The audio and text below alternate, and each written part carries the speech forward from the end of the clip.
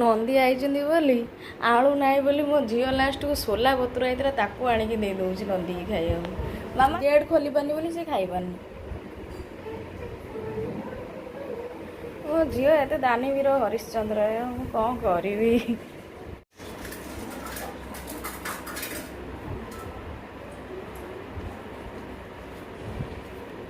ଲାଷ୍ଟକୁ ଟେକି ବୋଲେ ପ୍ଲେଟ୍ଟାକୁ ଫୋପାଡ଼ି ଦେଲା।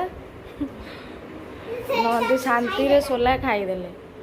ମୋ ଆଳୁ ନାହିଁ ବୋଲି ମୋ ଝିଅ ସୋଲା ଆଣିକି ଦାନ କରିଦେଉଛି। ଆଉ ନାହିଁ, ସେ ପଳେଇବ, ସେ ଖାଇଦେଇଛି ପଳେଇବ ଏଥର।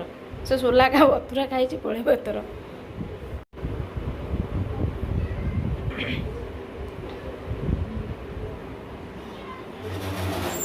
ତା ଗେଟ୍ ଦେଇଦିଅ, ସେ ପଳେଇବ। ଥାଉ ଥାଉ ଥାଉ, ବାଜିବ ବାଜିବ, ତା ଠି ବାଜିବ, ତମ ସିଙ୍ଗ ଫୁଟିଯିବ। ଆସ ପଳେଇ ଆସ।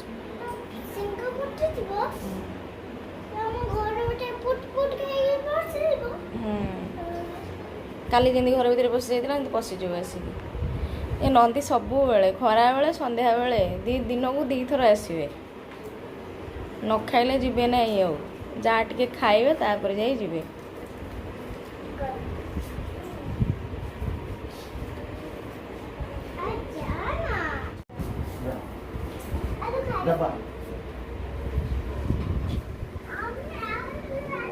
ଛୋଲା ଖାଇଲେ ପୁଣି ଆଳୁ ଗୋଟେ ଖାଇଲେ। ଯାଆନ୍ତୁ ନନ୍ଦୀ ପଳାନ୍ତୁ ଏଥର। ଆଳୁ ଖାଇଲ, ସୋଲା ଖାଇଲ, ଆଉ କ'ଣ ଖାଇବ? ଆଉ କିଛି ନାହିଁ ଆମର, ଯାଅ ପଳାଅ।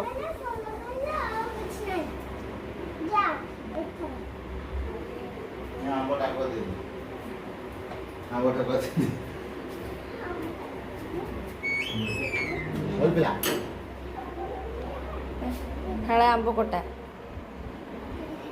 ଆଉ ପୁଣି କ'ଣ ଖାଇବ? ଆଉ ହେଇଗଲା, ଡିନର ହେଇଗଲା ଆପଣଙ୍କର। ଯାଆନ୍ତୁ ଆପଣ ଏଥର।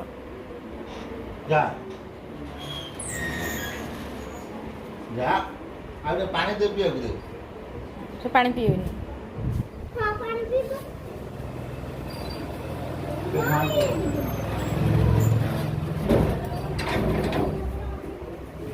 ଆସ ପଳେଇ ଆସ, ବବଲୁ ପଳେଇ ଆସ।